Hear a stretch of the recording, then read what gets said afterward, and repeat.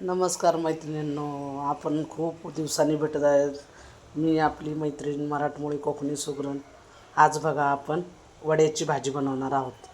त्याच्यासाठी लागणार आहे आपल्याला हरभऱ्याची डाळ ही भिजत ठेवायची.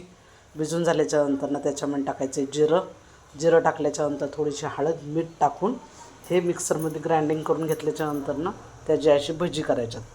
आणि हा रस्सा त्याच्यासाठी लागणार आहे आपल्याला साहित्य ओलं खोबरं, कोथिंबीर, लसूण, अद्रक पेस्ट हे सगळं वाटून घ्यायचं आहे. वाटून घेतल्याच्यानंतर हे चांगलं तेलामध्ये परतायचं आहे. ते सगळं मसाला परतल्याच्यानंतर त्याच्यामध्ये हळद मीठ मसाला टाकून पाणी टाकायचं आहे. असा त्याचा रस्सा करून घ्यायचा आहे. रस्सा करून झाल्याच्यानंतर तुम्ही त्याच्यामध्ये ही भजी अशी सोडू शकता. अशी जर तुम्हाला सोडायची नसतील तर केल्या अशी सर्व करा याच्यामध्ये वाटीमध्ये. आणि पोळी चपाती पोळी किंवा भाकरी वगैरे त्याच्याबरोबर तुम्ही ही खाऊ शकता. खूप सुंदर होती याची भाजी.